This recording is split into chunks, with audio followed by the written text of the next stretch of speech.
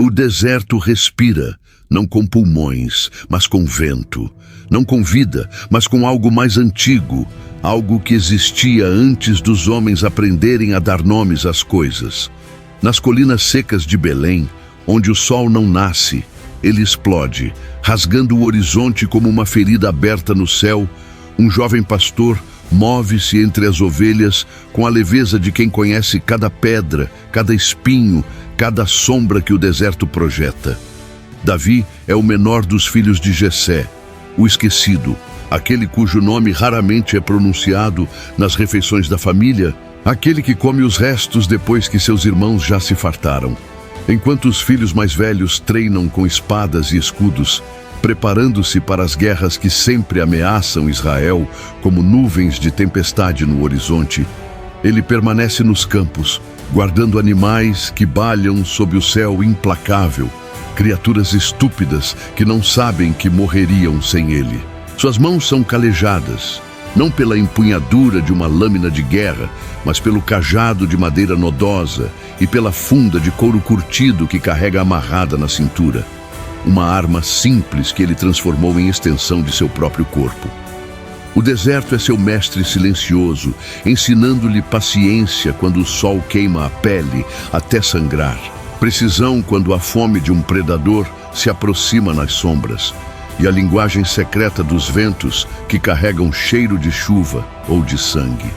À noite, quando as estrelas explodem sobre sua cabeça como fagulhas de uma fogueira divina e o frio do deserto corta até os ossos, Davi toca sua harpa, um instrumento tosco que ele mesmo construiu, e as notas flutuam pelo ar, como orações sem palavras, melodias que fazem as ovelhas se acalmarem e os predadores hesitarem nas trevas. Ele não sabe ainda, mas algo dorme dentro dele. Uma chama que aguarda apenas o sopro certo para se tornar um incêndio que consumirá reis e impérios. Certa manhã, quando o horizonte ainda é uma linha trêmula entre a terra vermelha e o céu de bronze, um rumor atravessa Belém, como um vento súbito que faz as árvores se curvarem. Samuel, o profeta de Israel, o homem que unge reis e fala com a voz do Altíssimo, o velho que viu Saul subir e começar a cair, chegou à aldeia montado em um jumento, suas vestes cobertas de poeira da estrada, seus olhos ainda brilhando com o fogo de quem conversa com o invisível. As pessoas sussurram nos cantos das casas de barro, especulam sobre o motivo de sua visita, temem que ele traga más notícias ou julgamento. Jessé, patriarca respeitado, mas não rico, reúne seus filhos, os mais altos, os mais fortes, os mais belos, homens que parecem esculpidos para a guerra, com ombros largos e mandíbulas quadradas. Eles se alinham diante do profeta como árvores robustas, cada um esperando ser escolhido, cada um imaginando o óleo santo escorrendo por sua cabeça, cada um já se vendo com uma coroa. Mas Samuel observa com olhos que veem além da carne, buscando algo que não se mede com réguas ou balanças, algo que não brilha sob armaduras polidas. Um por um, os filhos de Jessé são rejeitados. Eliabe, o primogênito forte como um touro, é dispensado. Abinadab, habilidoso com a lança, é afastado. Samá, rápido como um leopardo, não é o escolhido. 7 filhos passam diante de Samuel, e 7 vezes o profeta balança a cabeça, sentindo em seu espírito que nenhum deles carrega o peso do destino que ele procura. O silêncio que se instala é desconfortável, pesado como uma pedra no peito. Samuel pergunta, sua voz áspera de idade, mas ainda firme, se há mais alguém, algum filho que não foi trazido. Jessé hesita, quase envergonhado, e menciona o caçula, aquele que está no campo com as ovelhas, sujo de esterco e suor, cheirando a pelo de animal e fumaça de fogueira. Quando Davi é buscado e trazido, ainda carregando o cheiro do pasto e com poeira grudada na pele bronzeada pelo sol implacável, seus cabelos ruivos brilhando como cobre sob a luz, seus olhos claros e penetrantes como os de um falcão, Samuel sabe, o Espírito do Senhor confirma em seu peito: este é o escolhido. O óleo é derramado sobre a testa do menino, escorrendo pelos cabelos, pingando no chão de terra batida, marcando-o com um destino que ele ainda não compreende, um peso que quebraria homens adultos. Naquele instante, algo muda no ar. O vento para, as nuvens parecem se mover mais devagar. Um corvo grita no céu. O deserto estremece, como se reconhecesse que acabou de nascer algo novo. Algo perigoso, algo que mudará o curso de nações. Israel acabou de ganhar seu guerreiro mais letal, mas ele ainda não sabe disso. Ainda é apenas um menino que quer voltar para suas ovelhas. Davi retorna aos campos, carregando agora um peso invisível, uma coroa que ainda não existe, um reino que ainda não foi conquistado e o óleo seco em sua pele como uma promessa gravada em carne. Nas semanas que se seguem, algo muda nele, algo sutil, mas inegável. Sua funda acerta alvos impossíveis, pedras que voam em linha reta e atingem pássaros em pleno voo, acertam coelhos que correm entre as rochas, derrubam frutas de galhos que balançam ao vento. Suas canções carregam uma autoridade que não havia antes, notas que parecem vir de algum lugar mais profundo que sua garganta. Melodias que fazem homens adultos pararem e ouvirem com lágrimas nos olhos sem entender porquê. Quando um leão emerge das sombras de uma ravina, olhos amarelos brilhando com fome, mandíbulas pingando saliva, avançando sobre uma ovelha que berra de terror, Davi não hesita, não grita por ajuda, não foge. Ele corre em direção à fera, agarra-a pelas mandíbulas com mãos que parecem ter força além de seu tamanho e rasga, puxa, quebra, até que o leão cai morto a seus pés, sangue manchando a terra seca.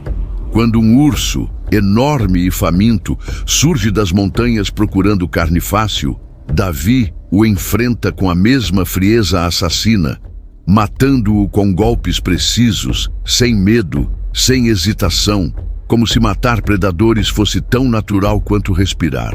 O pastor está se tornando guerreiro, mas ainda não há sangue humano em suas mãos. Ainda não. O deserto continua a ensiná-lo, moldando-o em silêncio como um oleiro molda argila, preparando-o para o dia em que ele não enfrentará apenas feras de 4 patas, mas monstros de carne e osso que sangram vermelho e gritam quando morrem, e reis que usam coroas mas tremem como crianças diante da morte. No Vale de Elá, o exército de Israel está paralisado pelo medo. Uma paralisia que se instalou como doença, corroendo a coragem de dentro para fora. Por 40 dias, um colosso emerge das fileiras filisteias toda manhã, quando o sol nasce, e toda tarde, quando ele começa a morrer, cuspindo blasfêmias que ecoam pelas montanhas, desafiando qualquer homem de Israel a enfrentá-lo em combate singular. Golias, o gigante de Gate, mede quase 3 metros de altura, uma montanha de músculo e osso coberta por armadura que brilha ao sol como a pele de um dragão de metal fundido. Sua couraça de bronze pesa tanto quanto um homem adulto. Sua lança é do tamanho de um tronco de árvore, a ponta de ferro pesando mais que uma criança. Seu escudo é carregado por outro homem, porque nem mesmo Golias consegue segurar tanto peso enquanto caminha. E sua voz, quando ele grita, ressoa pelo vale como o trovão que anuncia tempestades, fazendo pássaros fugirem das árvores e homens tremerem dentro de suas tendas. Ele exige um combate singular, um duelo que decidirá o destino de ambos os exércitos, segundo as antigas leis de guerra. Se um homem de Israel o derrotar, os filisteus serão servos. Se ele vencer, Israel se curvará. Mas ninguém ousa dar um passo à frente. Os soldados de Saul, rei de Israel, homens treinados para a guerra, veteranos de batalhas sangrentas, tremem como crianças quando veem o gigante, e a vergonha se instala sobre eles como uma praga invisível, que não mata o corpo, mas devora a alma. Davi chega ao acampamento apenas para levar comida aos seus irmãos mais velhos, que servem no exército de Saul, pão e grãos tostados que sua mãe preparou. Ele não veio para lutar, não foi convocado, não é esperado, não é desejado. Mas quando ouve o rugido de Golias ecoando pelo vale, quando vê o gigante avançar como uma torre de metal e carne, quando ouve as blasfêmias que ele cospe contra o Deus de Israel, algo dentro dele desperta, algo antigo e feroz que dormia esperando este momento exato. Ele vê os homens de Israel recuarem, vê o pavor em seus olhos, vê soldados experientes se esconderem atrás de tendas como coelhos diante de um lobo, e uma fúria santa começa a queimar em seu peito como brasa soprada até virar chama. Ele pergunta, sua voz jovem, mas firme, quem é aquele incircunciso, aquele cachorro filisteu, que ousa desafiar os exércitos do Deus vivo? Seus irmãos o ridicularizam com crueldade. Chamam-no de criança arrogante. Dizem que ele deveria voltar para as ovelhas e parar de fingir ser guerreiro. Acusam-no de ter vindo apenas para assistir à batalha como um espectador curioso. Mas Davi não recua, não baixa os olhos, não aceita o desprezo. Ele pede audiência com o rei Saul. Diante do monarca, um homem alto e imponente, que parece ter sido esculpido para usar coroas, mas que agora está consumido pela dúvida, pelo desespero, pela sensação de que Deus o abandonou, Davi declara com a confiança de quem nunca duvidou que irá enfrentar o gigante. Saul ri, uma risada amarga e sem alegria. Depois se enfurece porque pensa que o jovem está zombando dele. Depois se desespera porque percebe que Davi fala sério. Como um menino pastor, sujo de esterco de ovelha e cheirando a fumaça de fogueira, poderia derrotar o que seus guerreiros mais experientes, homens que mataram dezenas em batalha, temem enfrentar. Mas Davi fala com uma convicção que corta através da incredulidade, como faca através de carne. Ele conta sobre o leão que rasgou com as próprias mãos, sobre o urso que matou quando a fera tentou roubar uma ovelha, sobre como o Deus que o livrou das garras daqueles predadores o livrará da mão deste filisteu incircunciso. Saul, sem outras opções, sem esperança, sem saída, cede. Ele oferece sua própria armadura a Davi, peças de bronze polido que brilham como ouro, uma couraça que protegeu o rei em dezenas de batalhas. Mas quando Davi veste a armadura, ele mal consegue se mover. O metal é pesado, estranho, uma prisão que o sufoca. Ele não foi treinado para isso, não conhece este peso, não pode lutar assim. Ele remove tudo, peça por peça, até ficar apenas com suas roupas simples de pastor. Davi caminha até um riacho que corta o vale, água clara correndo sobre pedras lisas, e escolhe 5 pedras. Não qualquer pedra, mas aquelas perfeitamente redondas, perfeitamente equilibradas, pedras que ele sabe que voarão retas como flechas. Ele as coloca em sua bolsa de pastor, segura sua funda, a mesma com que protegia as ovelhas de predadores, e avança em direção ao vale, seus pés descalços, deixando marcas na terra vermelha. Golias o vê e solta uma gargalhada que faz a terra tremer, uma risada de puro desprezo, como se alguém tivesse mandado uma criança para enfrentá-lo. Ele amaldiçoa Davi por todos os deuses dos filisteus, por Dagon e Baal e todos os demônios que habitam as trevas. Promete dar sua carne aos pássaros do céu e às feras do campo. Promete fazer seu sangue regar a terra seca. Mas Davi não vacila, não hesita, não sente medo. Ele grita de volta, sua voz jovem mas clara como sino de bronze, proclamando que vem em nome do Senhor dos Exércitos, o Deus das hostes de Israel, e que neste dia o mundo inteiro saberá que há um Deus em Israel, e que a batalha pertence ao Senhor.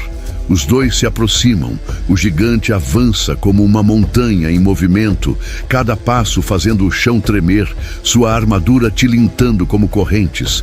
Davi corre em direção a ele, ágil como um falcão que mergulha do céu, rápido como um leopardo que persegue presa. Ele coloca uma pedra na funda, aquela pedra perfeita escolhida no riacho. Gira o couro acima da cabeça, com movimentos praticados 1000 vezes contra alvos no deserto, e libera. O estalo corta o ar como chicote. A pedra voa em linha reta, perfurando o espaço entre eles como relâmpago silencioso, e atinge Golias bem no centro da testa, no único ponto vulnerável que a armadura não cobre, afundando no crânio com um som horrível e úmido de osso quebrando e carne rasgando. O gigante para. Seus olhos se arregalam em choque, em descrença, em terror. E então, lentamente, como uma torre antiga desabando após 1000 anos de pé, ele cai para frente. Seu corpo batendo no chão, com um impacto que levanta uma nuvem de poeira que cobre o campo de batalha, como névoa. Davi corre até o corpo caído, agarra a espada do próprio Golias, uma lâmina tão grande que ele precisa usar ambas as mãos para erguê-la, e com um golpe brutal, decepa a cabeça do monstro. O sangue jorra como fonte, manchando a terra, manchando Davi, manchando a história. O silêncio que se segue é absoluto, pesado, até que um grito de guerra explode das fileiras de Israel como barragem rompida. Os filisteus fogem em pânico, abandonando armas e tendas, correndo como ovelhas diante de lobos. Os israelitas os perseguem, cortando-os pelas costas, massacrando-os pelo vale, enchendo ravinas com cadáveres. A vitória é completa, total, sangrenta. E o nome de Davi, antes desconhecido, agora ressoa por toda a nação como um trovão que anuncia tempestade, um nome que será cantado, temido, amado, odiado, mas nunca, jamais esquecido. O nome de Davi percorre Israel como incêndio descontrolado que devora campos secos, espalhando-se de cidade em cidade, de aldeia em aldeia, até que não há um único israelita que não conheça a história do pastor que matou um gigante. As mulheres dançam nas ruas quando o exército retorna vitorioso, seus pés batendo na terra ao ritmo de tamborins e harpas, suas vozes elevadas em cânticos que celebram o triunfo. Mas as letras das canções ferem os ouvidos do rei Saul como lâminas afiadas. Cada palavra, um golpe em seu orgulho. Cada nota, uma lembrança de que a glória agora pertence a outro. Saul matou seus milhares, mas Davi matou suas dezenas de milhares. É uma comparação simples, uma métrica de guerra que qualquer soldado entende. Mas para Saul é uma sentença de morte, um anúncio de que seu tempo acabou, de que o povo já escolheu quem preferem. Cada palavra é um golpe no coração do rei. Cada repetição da canção, um lembrete de que o herói agora não é mais ele, que sua relevância está minguando como vela ao vento. Saul sente o trono estremecer sob seus pés, sente o poder escorrendo entre seus dedos como areia, e uma escuridão começa a crescer em seu peito. Um ciúme que se transforma em paranoia, uma paranoia que se transforma em loucura. Ele observa o jovem pastor, agora aclamado como guerreiro, agora amado pelo povo com uma devoção que Saul nunca recebeu mesmo em seus melhores dias. E vê nele não um servo fiel, mas uma ameaça existencial, um lobo disfarçado de cordeiro, um usurpador que roubará tudo que ele construiu. O ciúme se instala em seu coração como um verme que devora por dentro, comendo sua sanidade mordida por mordida, e a paranoia começa a sussurrar em seus ouvidos com voz que parece vir das trevas, dizendo que Davi conspira, que Davi planeja, que Davi espera apenas o momento certo para cravar uma faca em suas costas. Davi, inocente de qualquer ambição política, sem entender os jogos de poder que se desenrolam ao seu redor, serve ao rei com lealdade absoluta, com a mesma devoção com que guardava ovelhas no deserto. Ele toca a harpa, para acalmar os espíritos atormentados de Saul, quando a escuridão desce sobre o rei como manto pesado, e ele grita sozinho em seus aposentos, atormentado por demônios que só ele vê. As melodias de Davi fluem pelo palácio como água fresca em um deserto de loucura, notas que trazem paz temporária a uma mente que está se despedaçando. Mas enquanto a música toca, Saul segura uma lança, seus dedos apertando o cabo até os nós dos dedos ficarem brancos, seus olhos fixados no jovem músico com uma fúria crescente que borbulha em seu peito como veneno fervente. Em um momento de fúria cega, quando a música parece zombar dele em vez de acalmá-lo, quando as notas soam como acusação em vez de consolo, ele arremessa a lança com toda a sua força, tentando cravar Davi na parede como inseto em coleção. Mas Davi se move, ágil como sempre, seus reflexos de caçador salvando-o por centímetros, e a lança se enterra na madeira com um som seco e final. Uma vez, duas vezes, três vezes, Saul tenta matá-lo, e cada vez Davi escapa, cada vez a lança erra por pouco, cada vez o rei afunda mais fundo em sua loucura. A relação entre eles se torna uma dança mortal, onde o amor e o ódio se entrelaçam de maneiras que nenhum dos dois compreende completamente, onde Saul oscila entre abraçar Davi como filho e querer vê-lo morto. Mas há outra relação que floresce em meio ao caos, um amor que é puro e verdadeiro em um mundo de traições. Jonatas, filho de Saul e príncipe de Israel, herdeiro legítimo do trono que deveria ser seu por direito de nascimento, ama Davi como a própria alma, com uma devoção que transcende a amizade e se torna algo sagrado. Eles fazem um pacto de sangue, cortando as palmas das mãos e deixando o sangue se misturar, jurando lealdade um ao outro até a morte, prometendo que nem espadas nem tronos os separarão. Jonatas entrega a Davi sua própria armadura, sua espada forjada pelos melhores ferreiros de Israel, seu arco que nunca errou um alvo, reconhecendo nele algo maior do que um simples guerreiro, reconhecendo o futuro rei, mesmo quando isso significa abdicar de seu próprio direito.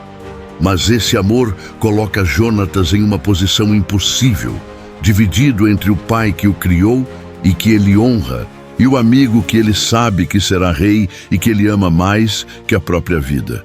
Saul intensifica sua perseguição com a determinação de um homem que vê seu mundo desmoronando. Ele oferece sua filha Mical em casamento a Davi, palavras doces que escondem veneno, porque o preço do dote é 100 prepúcios de filisteus, uma missão suicida disfarçada de honra, uma sentença de morte envolta em véu nupcial. Saul espera que Davi morra tentando, que os filisteus façam o trabalho que ele não consegue completar. Mas Davi retorna não com 100, mas com 200 prepúcios, superando o desafio de forma tão brutal e completa que humilha ainda mais o rei. Mical se apaixona pelo guerreiro de cabelos ruivos e olhos que já viram morte, e o casamento acontece. Mas o coração de Saul só endurece ainda mais, transformando-se em pedra onde antes havia carne. A loucura de Saul se aprofunda como poço sem fundo. Ele ordena abertamente que seus servos matem Davi, sem mais disfarces, sem mais jogos, apenas assassinato puro. Mas Jonatas intervém, defendendo o amigo diante do pai, com palavras que são súplicas e acusações, lembrando Saul de tudo que Davi fez por Israel, de como ele arriscou a vida contra o gigante, de como ele é inocente. Por um breve momento, frágil como vidro, Saul parece recobrar a razão, jurando pelo nome de Deus que não fará mal a Davi. Mas a trégua é uma mentira que ambos sabem que não durará. Em outra crise de loucura, mais violenta que todas as anteriores, Saul tenta novamente matar Davi. E desta vez, o jovem sabe que não pode mais confiar no rei, que as promessas de Saul são como fumaça que se dissipa ao vento. Ele foge na calada da noite, ajudado por Mical, que engana os guardas de seu próprio pai para salvar o marido que ama, colocando uma estátua na cama e dizendo que Davi está doente. Quando Saul descobre o engano, sua fúria é apocalíptica. Davi deixa para trás tudo o que conhece: o palácio onde tocou harpa, a família que mal começou a construir, a segurança de um lar, e se torna um fugitivo, caçado pelo homem que deveria protegê-lo. O herói de Israel agora é perseguido como um criminoso e a glória se transforma em exílio. A harpa que tocava para reis agora toca apenas para o vento do deserto e para homens desesperados que começam a se juntar a ele. Saul, consumido pela obsessão que devora sua mente como fogo devora palha seca, dedica seu reinado inteiro à caça de um único homem, ignorando os verdadeiros inimigos de Israel que cercam as fronteiras, destruindo a si mesmo de dentro para fora, governando um reino que começa a rachar sob o peso de sua loucura. Davi foge pelos desertos da Judeia, uma terra de rochas afiadas que cortam pés descalços e vales profundos, onde eco repete gritos de agonia, onde o sol queima durante o dia até a pele formar bolhas e o frio corta a noite até os ossos tremerem. Ele não está sozinho. Homens começam a se juntar a ele, atraídos como mariposas à chama, um por um primeiro, depois em grupos pequenos, depois em multidões que crescem como maré. São os desajustados de Israel, os endividados que fugiram de credores cruéis, os desesperados que não têm mais nada a perder, os fugitivos perseguidos por crimes reais ou imaginários, aqueles que não têm lugar na sociedade ordenada de Saul, aqueles que o sistema cuspiu e esqueceu. Eles vêm porque ouviram falar do homem que matou um gigante com apenas uma pedra e fé, do guerreiro que desafiou um exército inteiro sem tremer, do jovem que poderia ter matado o rei, mas escolheu não fazê-lo. Eles vêm porque Davi oferece algo que o mundo lhes negou: propósito, pertencimento, uma causa pela qual vale a pena morrer. Esses homens, cerca de 600 no total, um número que flutua conforme alguns morrem e outros chegam, tornam-se os valentes de Davi, uma força letal e leal que será temida em todo Israel e além, forjada na adversidade como metal batido em bigorna quente, temperada pelo fogo do deserto e pelo sangue de batalhas que ninguém registra em crônicas oficiais. Eles vivem em cavernas úmidas, onde morcegos pendem do teto e água goteja nas paredes. Movem-se como sombras através do deserto. Atacam rápido como serpentes e desaparecem antes que o inimigo possa reagir ou sequer entender o que aconteceu. Davi os transforma de marginais desprezados pela sociedade em guerreiros temidos, de fracassados que não sabiam segurar uma espada em lendas, cujos nomes serão cantados. Entre eles estão homens como os Três Valentes, guerreiros cuja bravura se tornará mito que atravessará gerações. Um deles, em um ato de devoção quase insano que desafia qualquer lógica militar, arrisca a vida atravessando linhas inimigas apenas para buscar água do poço de Belém, simplesmente porque Davi expressou saudade dela, uma nostalgia inocente por algo de sua infância. Quando eles retornam com a água, arriscando tudo por um capricho, Davi não bebe. Suas mãos tremem quando segura a jarra, e ele a derrama no chão como oferenda, dizendo com voz quebrada que não pode beber o que foi comprado com sangue de homens que o amam. É esse tipo de liderança, essa mistura paradoxal de ferocidade assassina na batalha e compaixão profunda fora dela, que faz com que homens sigam Davi até a morte e além. Saul persegue Davi implacavelmente com a obsessão de um homem que perdeu tudo, exceto seu ódio, mobilizando milhares de soldados, desviando recursos que deveriam proteger Israel de inimigos reais. Tudo para caçar um único homem que ele vê em pesadelos. Mas o deserto é vasto e cruel, conhecendo segredos que apenas aqueles que vivem nele entendem. E Davi conhece cada esconderijo, cada trilha secreta que serpenteia entre rochas, cada caverna que oferece abrigo, cada fonte de água escondida. Ele se move como um fantasma que não pode ser tocado. Sempre um passo à frente, sempre inatingível, sempre desaparecendo quando Saul pensa que finalmente o cercou. Em 2 ocasiões, o destino coloca Saul nas mãos de Davi. Momentos onde um golpe único terminaria tudo. Onde a justiça poderia ser feita, onde a perseguição terminaria. A primeira vez acontece em uma caverna escura em En-Gedi, onde Saul entra para se aliviar, inconsciente em sua vulnerabilidade de que Davi e seus homens estão escondidos nas sombras profundas do fundo da caverna. Respirações contidas, mãos em cabos de espadas. Os valentes de Davi sussurram urgentemente que esta é a chance enviada por Deus, que o Senhor entregou o inimigo em suas mãos como presente embrulhado, que eles devem matá-lo agora antes que a oportunidade escape. Mas Davi se aproxima em silêncio, pés descalços não fazendo som na pedra, e em vez de cravar a espada nas costas do rei vulnerável, corta apenas a ponta do manto de Saul com movimentos cuidadosos. Mais tarde, quando Saul sai da caverna ajeitando suas roupas, Davi o chama de longe, sua voz ecoando pelo vale, mostrando o pedaço de tecido como prova irrefutável de que poderia tê-lo matado, mas escolheu não fazê-lo, que ele teve a vida do rei em suas mãos e a devolveu. Saul chora, lágrimas correndo por sua barba grisalha, reconhecendo brevemente a nobreza de Davi, admitindo que o jovem é mais justo que ele, mas a trégua é temporária como névoa matinal que o sol dissipa. A segunda vez acontece no deserto de Zif, quando Davi entra no acampamento de Saul à noite, passando por guardas adormecidos por um sono sobrenatural que parece enviado pelos céus. Ele chega até a tenda do rei, onde Saul dorme profundamente, roncando, sua lança cravada no chão ao lado de sua cabeça, próxima o suficiente para ser arrancada e usada em 1 segundo.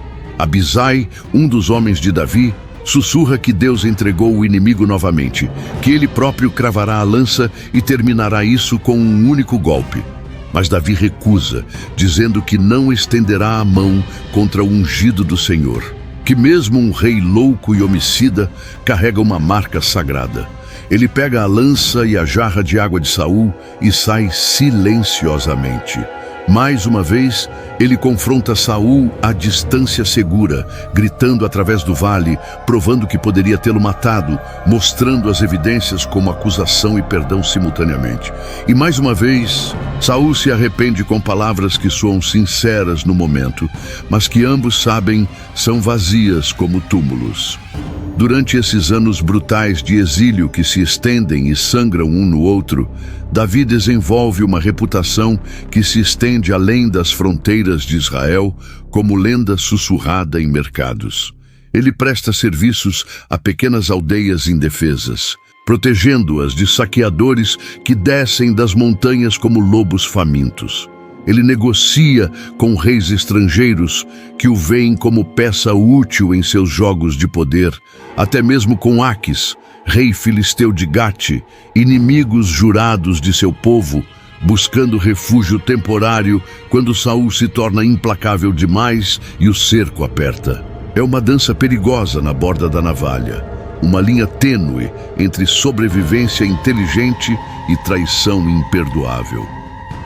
Davi aprende a política que não se ensina em campos de pastoreio, a diplomacia que requer mentiras calculadas, as artes sombrias da guerra que não envolve apenas músculos, mas mentes, e a sobrevivência que exige sacrificar princípios, às vezes. Ele não é mais apenas um guerreiro de músculos e reflexos, ele está se tornando um rei, mesmo sem coroa, aprendendo a comandar não pela força, mas pela astúcia, não pelo medo, mas pela lealdade que inspira.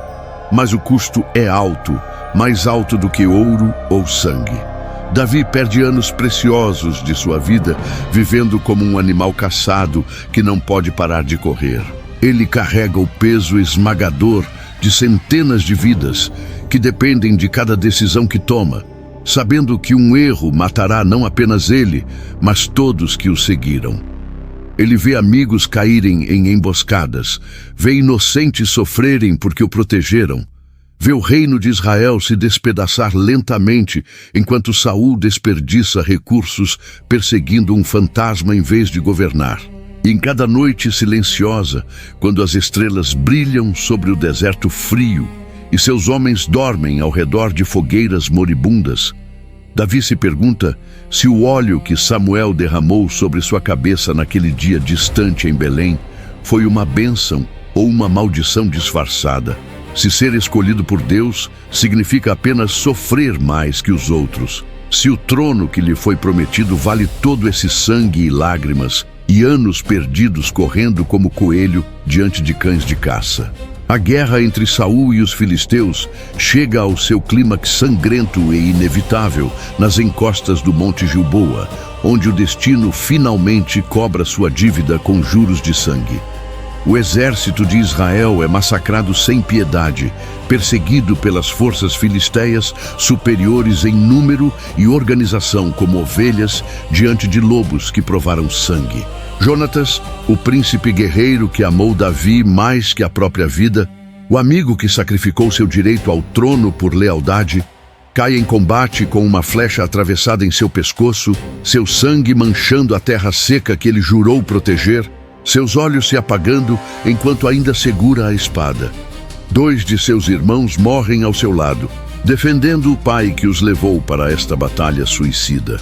Saul, ferido por flechas que perfuram sua armadura, cercado por inimigos que gritam vitória, recusa-se a ser capturado vivo e sofrer a humilhação que os filisteus reservam para reis derrotados. Ele pede a seu escudeiro que o mate, oferecendo a espada, mas o homem não consegue erguer a mão contra seu rei, mesmo quando Saul implora. Então Saul, em seu último ato de vontade própria, se lança sobre sua própria espada, o metal entrando em seu corpo, terminando sua vida atormentada em um ato final de desespero, que é também coragem.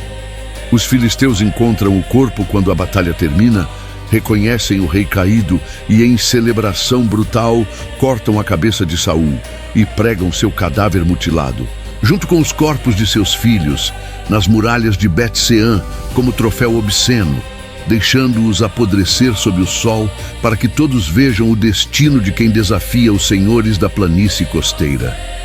Israel está sem rei, órfão e sangrando. O caos se instala como peste, espalhando-se rapidamente. As tribos começam a se fragmentar como cerâmica rachada, cada uma buscando seu próprio caminho de sobrevivência, cada líder tribal tentando agarrar poder no vácuo deixado. Mas há aqueles que se lembram, aqueles que não esqueceram o jovem pastor que matou um gigante quando homens experientes tremiam, do guerreiro que foi ungido pelo profeta Samuel décadas atrás, do exilado que recusou matar o rei louco mesmo quando teve múltiplas chances e todo o direito. Uma a uma, como pássaros retornando após tempestade, as tribos começam a se voltar para Davi, vendo nele não apenas um guerreiro, mas um líder, não apenas força, mas sabedoria, temperada por anos de sobrevivência impossível. Primeiro Judá, sua própria tribo que o conhece desde criança, o coroa rei em Hebrom, com cerimônia que é ao mesmo tempo celebração e alívio.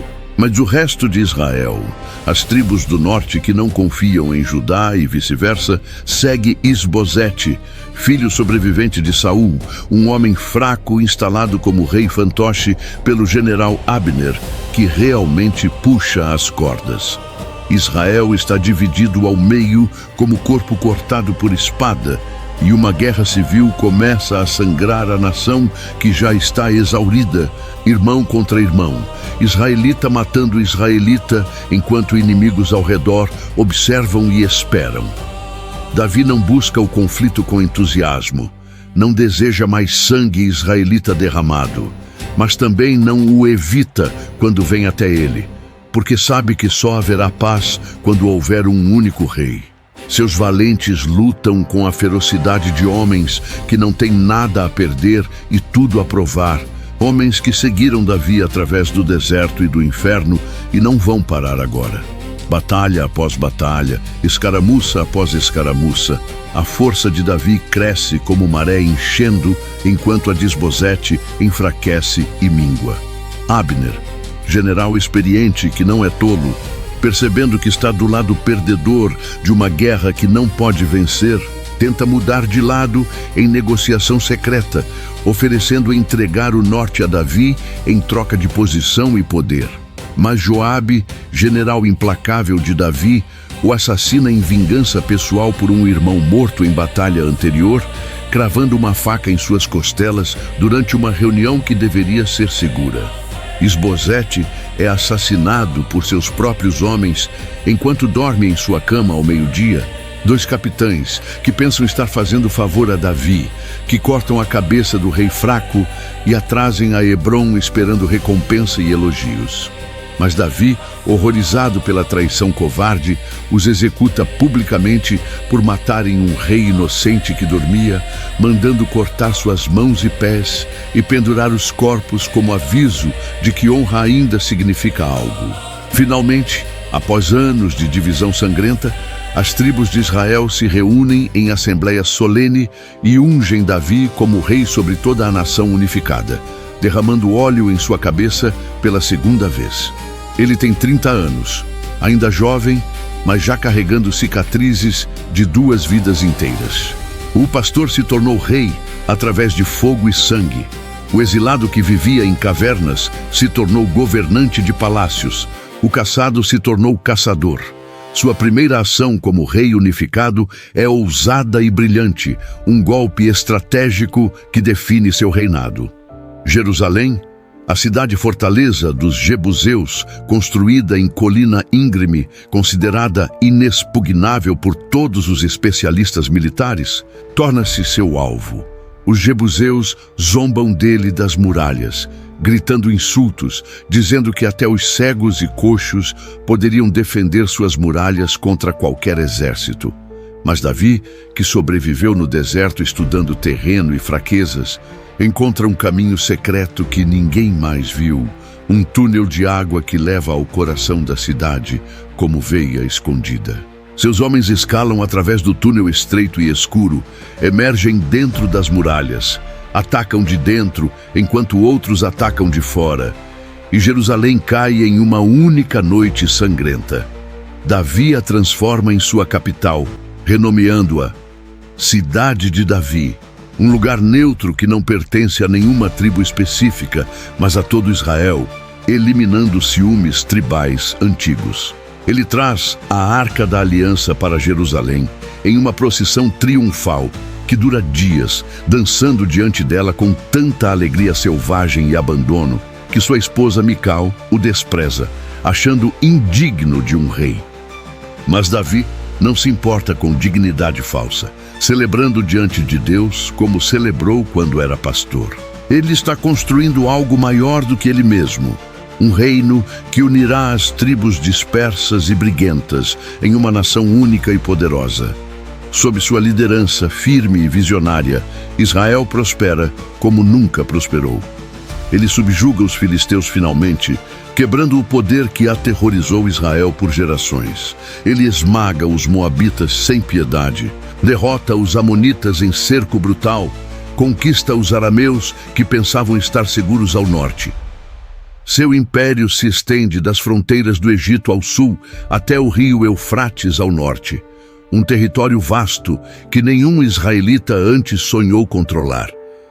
A riqueza flui para Jerusalém como rios após chuva, tributos de nações conquistadas enchendo tesouros. Templos são planejados, palácios construídos, muralhas erguidas.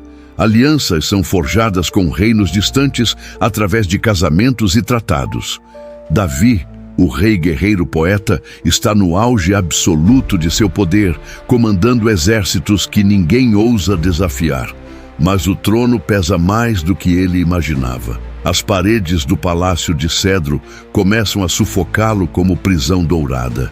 O homem simples que tocava harpa para ovelhas sob estrelas está desaparecendo, engolido pela máquina impessoal do poder, pela política que requer mentiras diplomáticas, pelas intrigas da corte onde todos querem algo. E em algum lugar, na quietude perigosa de seu coração, quando as vitórias se tornam rotina, uma escuridão começa a crescer, como mofo em canto úmido.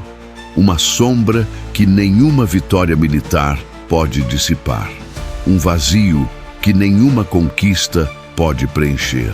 Jerusalém brilha sob o sol violento da primavera, e Davi caminha pelos terraços amplos de seu palácio, um lugar de luxo e poder construído com cedros do Líbano que ele conquistou com sangue e diplomacia.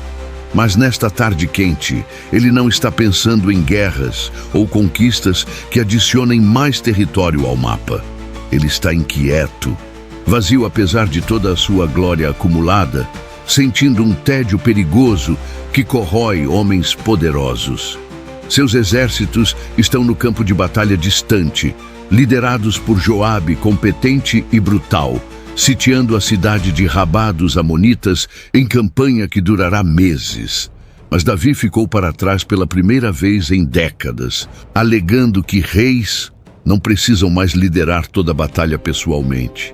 E é nessa ociosidade perigosa, nesse vácuo de propósito, que o desastre nasce como víbora de ovo esquecido.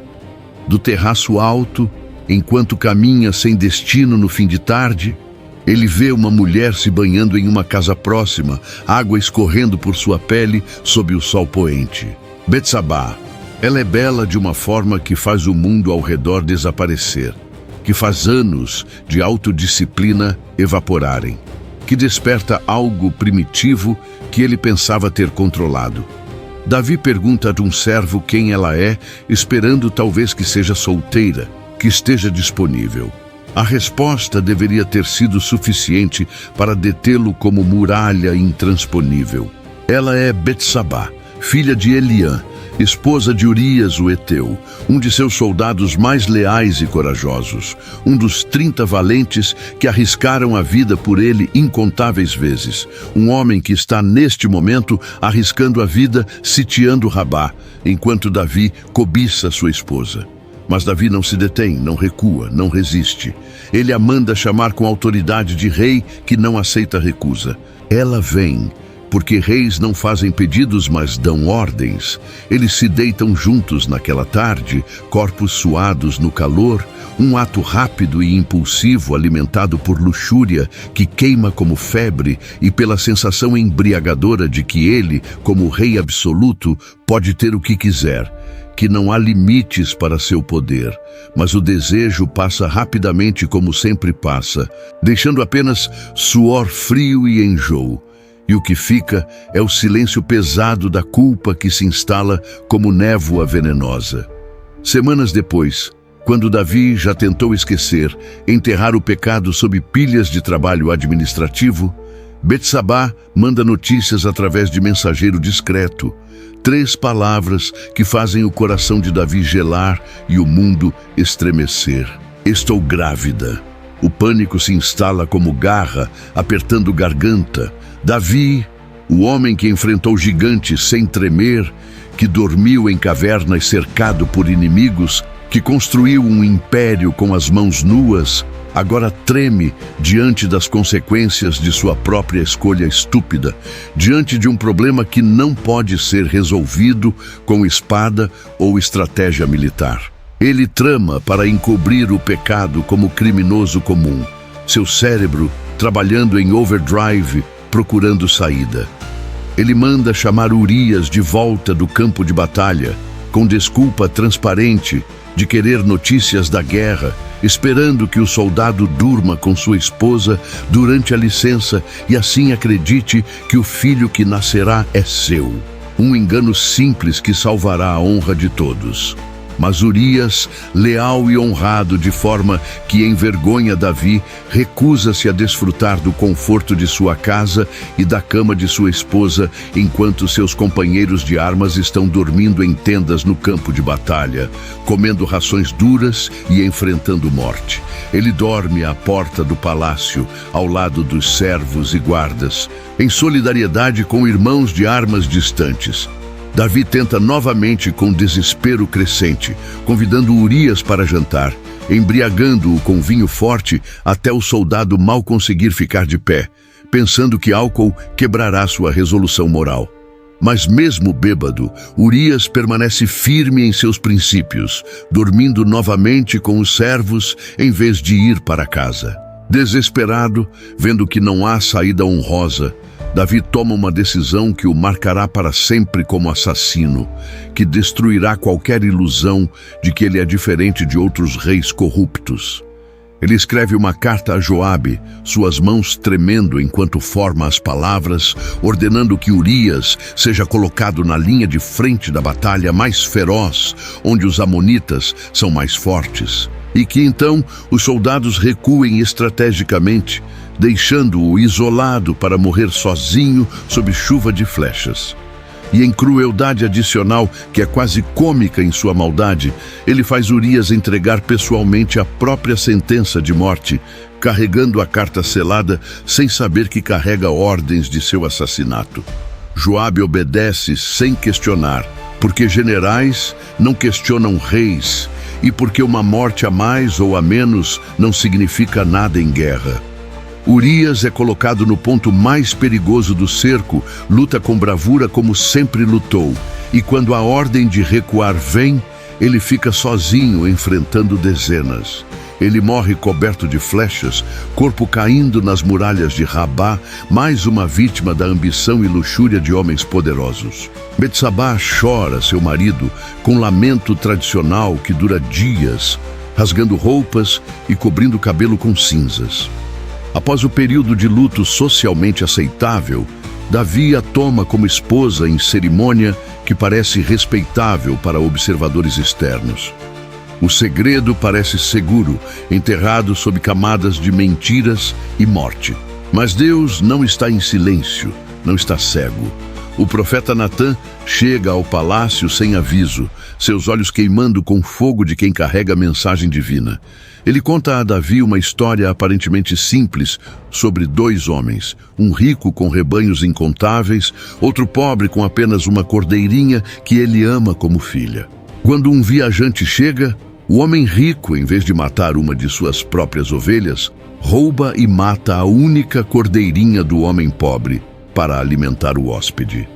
Davi, enfurecido pela injustiça da história, sem perceber a armadilha, declara com indignação justa que o homem rico merece morrer, que restituirá 4 vezes o que roubou. Natã olha nos olhos sem piscar e diz as 4 palavras que destroem reinos e expõem almas. Tu és o homem. Deus te deu tudo o que pediste, um reino vasto, vitórias incontáveis, mulheres, riqueza que outros reis invejam. Por que desprezaste a palavra do Senhor, fazendo o mal aos seus olhos, matando Urias com espada filisteia e roubando sua mulher? Davi desmorona como torre de areia sob onda. Não há desculpas que seu cérebro possa fabricar. Não há fugas possíveis. Não há como esconder de olhos que veem tudo. Ele confessa com voz quebrada, as palavras arrancadas de sua garganta: pequei contra o Senhor. 3 palavras simples que carregam peso de montanhas. Natã declara que Deus perdoou e ele não morrerá, mas que a espada nunca sairá da casa de Davi, que o mal que ele fez em secreto será devolvido em público amplificado, que seus próprios filhos se voltarão contra ele, que alguém se deitará com suas mulheres à vista de todo Israel sob o sol do meio-dia, e o filho que nascerá desta união manchada morrerá. Nos dias que se seguem, lentos como tortura, a criança nasce, mas adoece imediatamente. Davi jejua até seus ossos aparecerem sob a pele, ora prostrado no chão frio, até suas roupas ficarem sujas de terra, se lança em súplicas desesperadas, implorando por misericórdia que ele não merece, mas que implora mesmo assim. Ele não come, não bebe, não dorme, apenas implora que Deus poupe a criança inocente. Mas ao 7º dia, quando o sol nasce indiferente, a criança morre. Os servos temem dizer a Davi, sussurrando entre si sobre como dar a notícia, temendo que ele faça algo drástico. Mas quando Davi percebe pelos sussurros e olhares esquivos, quando entende que a criança se foi, ele se levanta do chão, se lava, troca de roupas e come pela primeira vez em uma semana. Os servos ficam completamente confusos, esperando mais lamento. Davi explica com lógica cruel da aceitação. Enquanto a criança vivia, havia esperança de que Deus mudasse de ideia, que o jejum e oração movessem o coração divino. Agora ela se foi, e jejuar não a trará de volta. Eu irei a ela quando morrer, mas ela não voltará a mim. Betsabá, quebrada por perder filho e marido em meses, dá à luz outro filho tempos depois, uma criança que Davi chama de Salomão, que significa paz, e que o profeta diz ser amado por Deus. Mas a ferida está aberta e sangrando. O homem que desafiou gigantes sem tremer agora carrega um peso maior do que qualquer armadura de bronze, o peso esmagador de seu próprio pecado, gravado em consciência. O peso terrível de saber que ele, que foi chamado de homem segundo o coração de Deus, caiu da forma mais humana e patética possível. Não em batalha gloriosa, mas em luxúria barata de tarde tediosa. A profecia de Natã se cumpre com uma precisão cruel que não deixa espaço para dúvidas sobre julgamento divino. A casa de Davi, antes unida na glória brilhante da conquista, agora se despedaça em violência fratricida, traição que corta mais fundo que espadas e sangue que mancha mãos de família. O primeiro golpe vem de dentro das próprias paredes do palácio. Amnon, filho primogênito de Davi e herdeiro presuntivo do trono, está obcecado de forma doentia por sua meia-irmã Tamar, uma obsessão que queima sua mente dia e noite. Ele finge estar mortalmente doente, deitado na cama gemendo, e pede especificamente que Tamar venha cuidar dele e preparar comida com suas próprias mãos. Quando Tamar chega, inocente e confiante, porque ele é seu irmão, carregando pão recém-assado ainda quente, Amnon ordena que todos saiam do quarto. Então ele a agarra e quando ela implora que ele não cometa essa loucura, que peça ao rei permissão para casar com ela, se realmente a ama, ele não escuta. Ele a força a se deitar com ele em violação brutal, destruindo sua vida em minutos. Depois, tomado por repulsa que é ainda mais forte que o desejo que sentiu, uma reviravolta psicológica doentia, ele a expulsa de seu quarto com desprezo ainda maior do que a luxúria que o consumiu minutos antes. Tamar, devastada física e emocionalmente, desonrada em sociedade que não perdoa vítimas, rasga suas roupas de princesa em desespero, cobre a cabeça com cinzas de lamento e vaga pelas ruas de Jerusalém, gritando sua vergonha para que todos saibam, porque silêncio seria aceitar culpa que não é sua. Absalão, irmão de sangue total de Tamar, ouve o que aconteceu e ferve de raiva homicida, uma fúria gelada que queima mais quente que fogo. Ele conforta a irmã quebrada com palavras gentis, dizendo que ela viverá em sua casa protegida, mas não esquece o ultraje por um segundo. Davi também ouve o que aconteceu através de servos que sussurram e fica furioso, irado como o pai deveria ficar, mas não faz absolutamente nada contra Amnon, não o pune, não o exila, não o repreende publicamente. Talvez o peso de seu próprio pecado, com Betsabá, o paralise como corda, amarrada em pés. Talvez ele veja demais de si mesmo no filho violador. Talvez simplesmente seja fraco demais para punir o primogênito. Absalão espera 2 anos inteiros, 730 dias de silêncio que ferve por dentro. 2 anos de planejamento meticuloso, de ódio amadurecendo como vinho em barril, de vingança sendo afiada como lâmina. Então, ele convida todos os filhos do rei para uma festa de tosquia de ovelhas, em suas terras em Baal-Hazor, uma celebração que parece inocente e tradicional. No meio da celebração, quando o vinho flui livremente e todos estão relaxados e rindo, Absalão ordena a seus servos que matem Amnon, dá o sinal e eles obedecem. O golpe é rápido e brutal, facas mergulhando múltiplas vezes. Amnon cai morto em meio a comida e vinho derramado, sangue se misturando com vinho tinto, e o caos explode como bomba. Os outros filhos fogem em pânico, alguns a cavalo, outros a pé, pensando que Absalão planeja matar todos eles. Absalão foge imediatamente para o exílio, buscando refúgio com seu avô materno em Gesur, além das fronteiras, temendo a ira do pai, que certamente virá agora. Davi chora, dividido entre luto impossível por Amnon, que era criminoso, mas ainda era seu filho, e saudade torturante de Absalão, que cometeu assassinato, mas que Davi ama profundamente. Anos se passam em separação dolorosa, 3 anos inteiros onde pai e filho não se veem. Joabe, percebendo a dor corrosiva do rei e temendo instabilidade política, trama através de mulher sábia para trazer Absalão de volta. Davi permite o retorno após pressão, mas em crueldade ou autopreservação, recusa-se a ver o filho pessoalmente. Por mais 2 anos torturantes, Absalão vive em Jerusalém como fantasma, morando a quarteirões do palácio, mas proibido da presença do pai, uma punição psicológica que corrói ambos. Quando finalmente Joabe força um encontro e pai e filho se veem, há abraços e beijos, mas também frieza sob a superfície, racha na porcelana. Algo quebrou entre eles que nunca será consertado. Confiança destruída que não pode ser reconstruída com abraços. Absalão é belo de forma que faz pessoas pararem e olharem, cabelos longos que ele corta apenas uma vez por ano porque pesam muito, corpo perfeito, carisma que emana como calor. Ele começa a cultivar o povo com astúcia de político natural, acordando cedo para se colocar nos portões da cidade onde disputas legais são resolvidas. Ele ouve queixas de pessoas comuns que o rei não tem tempo para ouvir. Faz promessas de justiça rápida. Planta sementes venenosas de descontentamento contra a administração de Davi, que se tornou distante e burocrática.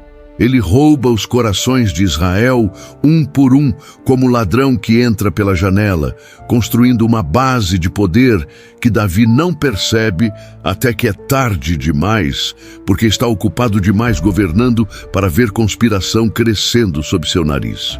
4 anos depois de retornar, Absalão se sente pronto. Ele vai a Hebrom sob pretexto de cumprir voto religioso e lá se proclama rei com trombetas e gritos, enviando mensageiros secretos por todo Israel previamente instruídos. A notícia chega a Jerusalém como trovão que anuncia tempestade apocalíptica. Israel está dividido verticalmente. A rebelião se espalha como fogo em campo seco, cidade após cidade, declarando para Absalão. Davi, o rei que conquistou impérios e nunca perdeu batalha, agora foge de sua própria capital construída com sangue. Ele deixa Jerusalém descalço em humilhação ritual, a cabeça coberta com manto em sinal de luto profundo, enquanto o povo chora ao vê-lo passar como procissão fúnebre. Alguns o seguem, leais até a morte que certamente virá. Outros o amaldiçoam, cospem nele e jogam pedras, como Simei, parente de Saul, que o xinga e culpa pelo sangue da casa de Saul, dizendo que Deus finalmente está lhe pagando pelo mal que fez.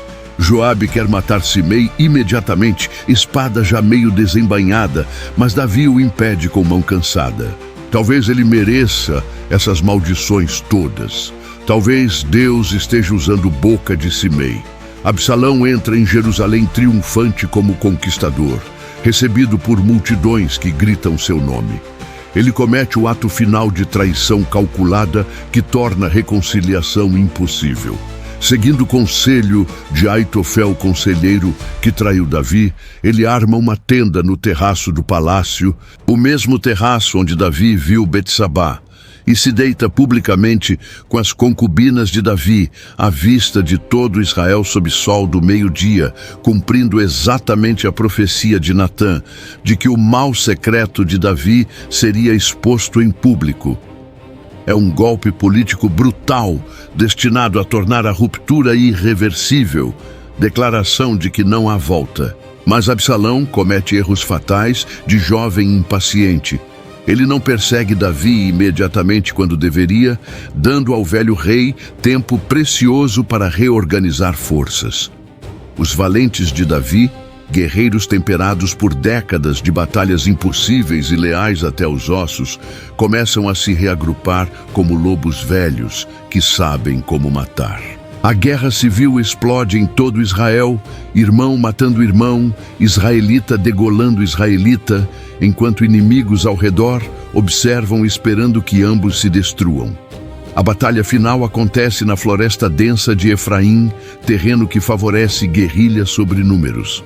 Davi ordena explicitamente a seus 3 generais, Joabe, Abisai e Itai, que poupem Absalão, que sejam gentis com o jovem, implorando como pai quebrado que só quer filho vivo, mesmo que isso signifique perder trono.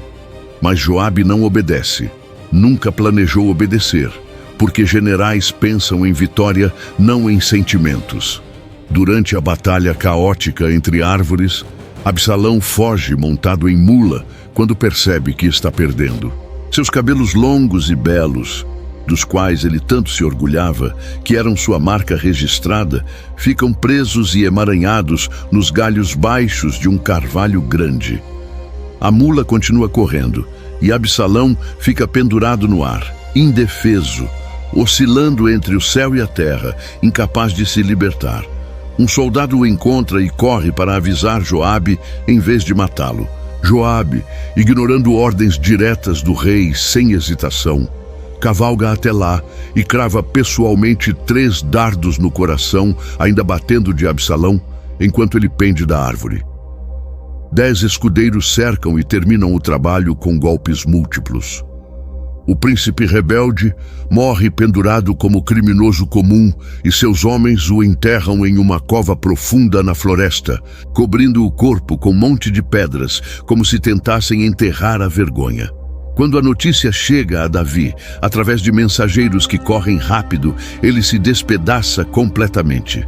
Ele sobe cambaleando ao quarto sobre o portão da cidade, aquele quarto estreito onde vigias ficam, e chora com um lamento que faz homens adultos desviarem olhos. Ele grita repetidamente, a voz rouca de tanto gritar: meu filho Absalão, meu filho Absalão, quem me dera ter morrido em teu lugar, Absalão, meu filho, meu filho. A vitória militar não traz alegria, apenas cinzas amargas. Soldados que deveriam estar celebrando entram na cidade envergonhados, como derrotados, porque ouvem o rei chorando. O reino está restaurado através de sangue, mas o coração do rei está irreversivelmente quebrado em pedaços que nunca se juntarão.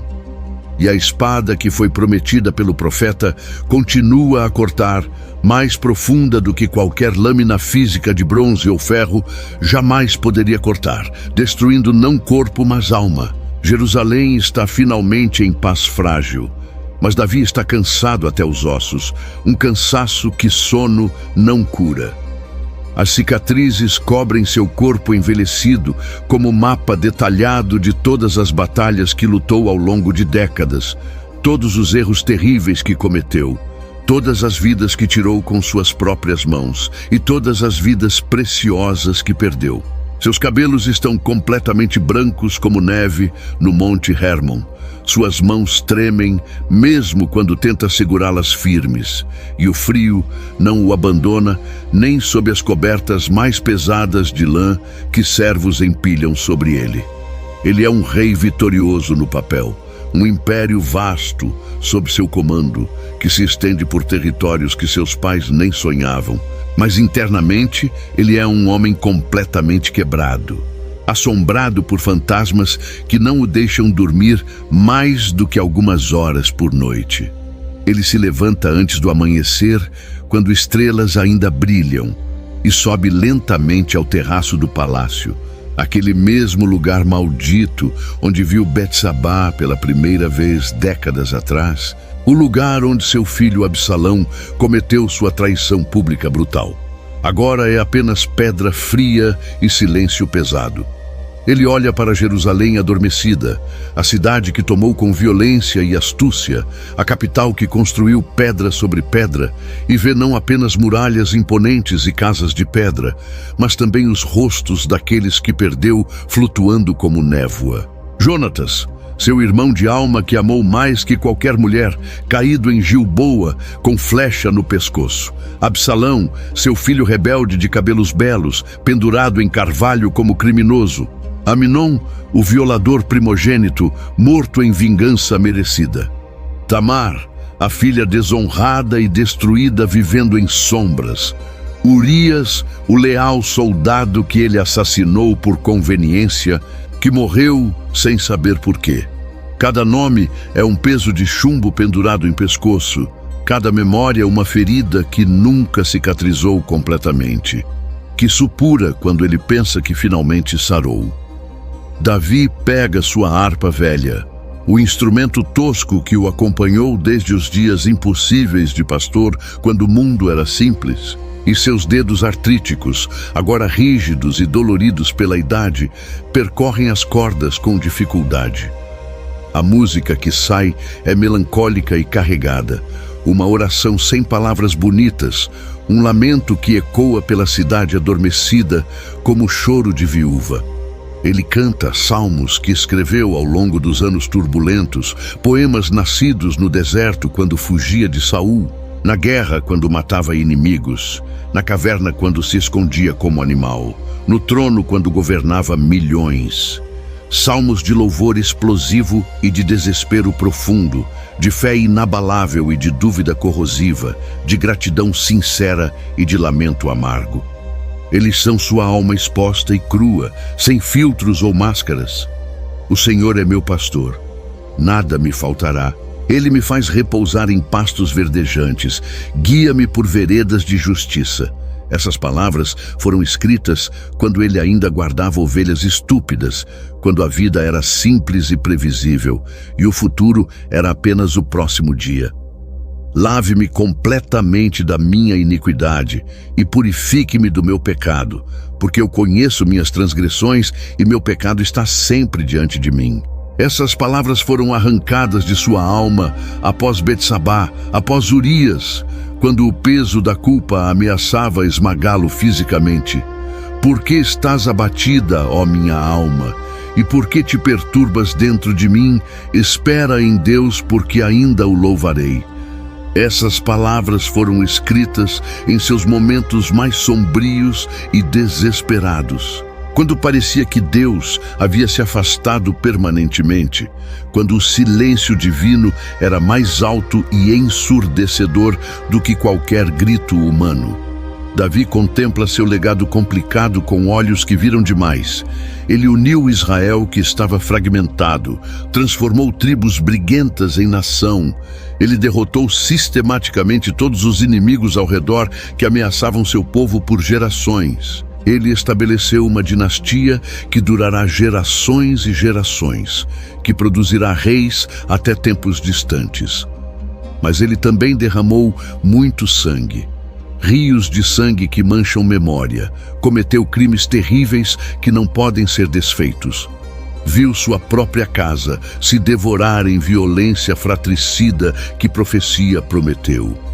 Ele foi chamado de homem segundo o coração de Deus, um título que o enche de orgulho e vergonha simultaneamente, mas também foi assassino calculista, adúltero fraco, pai falho que não soube proteger filhos. Ele é ambos, luz e sombra, e essa contradição impossível o define completamente. Nos últimos dias de sua vida, quando morte se aproxima como sombra crescente, outra crise ameaça seu trono frágil.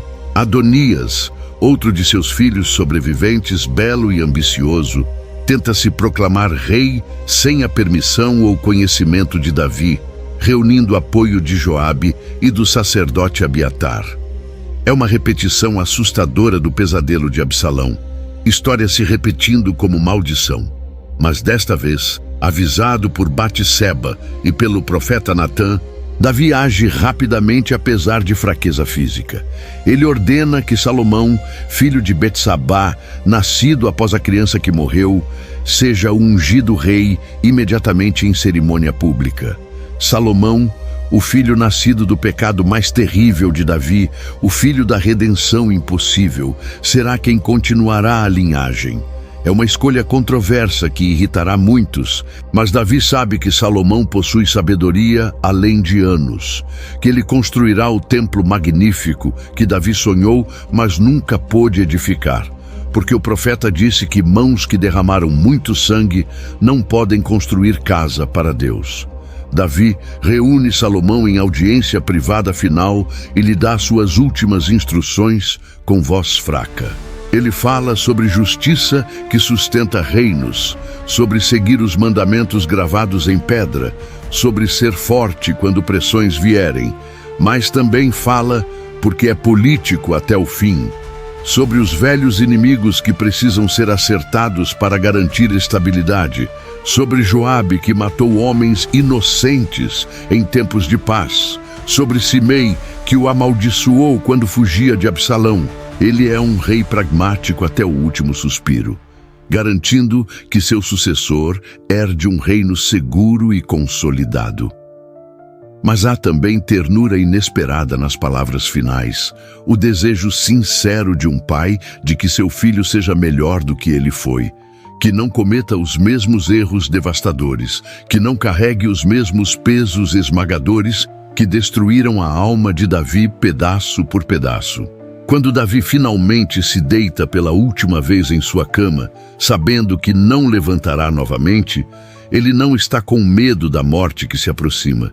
Ele viveu uma vida impossível e improvável, ascendendo de pastor esquecido a rei poderoso, de ninguém ignorado a lenda imortal. Ele matou um gigante impossível quando era apenas um menino com funda. Ele sobreviveu a anos brutais de exílio, vivendo como animal. Ele construiu um império que mudou história. Ele escreveu salmos que serão cantados por milhares de anos em línguas que ainda não existem. Mas mais do que todas as conquistas militares e políticas, ele foi humano, gloriosamente e tragicamente humano em cada aspecto. Ele fechou os olhos pela última vez, enquanto o sol nascia sobre Jerusalém, e o mundo continuou girando indiferente. Jerusalém permaneceu sólida sobre sua colina. O império que ele construiu com sangue e lágrimas duraria gerações, eventualmente caindo, mas deixando marcas indeléveis. Seus salmos seriam cantados em templos magníficos e desertos vazios, em momentos de alegria explosiva e de desespero profundo, por pessoas que nunca conheceriam seu rosto, mas sentiriam seu coração batendo através das palavras. Davi, o pastor que cheirava a ovelha, o guerreiro coberto de cicatrizes, o rei que usou coroa pesada, o pecador que se arrependeu, o poeta que expôs alma, o amigo que amou profundamente, o pai que falhou terrivelmente, o homem segundo o coração de Deus, que era humano demais, finalmente descansou. Mas seu nome nunca morreria, nunca seria esquecido, nunca perderia poder. Ele atravessaria milênios como o rio que nunca seca, uma lenda gravada em pedra e sangue, em fé e dúvida, em glória e ruína, em luz e sombra. Ele era Davi, o matador de gigantes, e sua história nunca teria fim, porque algumas histórias transcendem tempo. Porque algumas vidas não são medidas em anos contados, mas em ecos que ressonam eternamente. E o eco de Davi ressoa ainda hoje, através do tempo implacável, através das montanhas que testemunharam batalhas, através dos salmos cantados em línguas que ele nunca conheceu, em terras distantes que ele nunca pisou, em corações que ele nunca tocou. Ele foi do pó esquecido ao trono de ouro, do pastor subestimado ao rei temido, do gigante morto ao sangue derramado.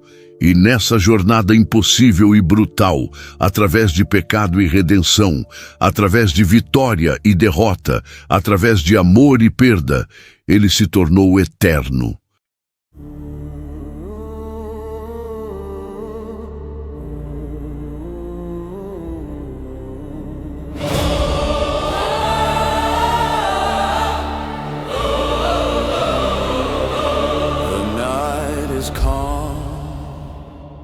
But I feel the war, voices of kings behind.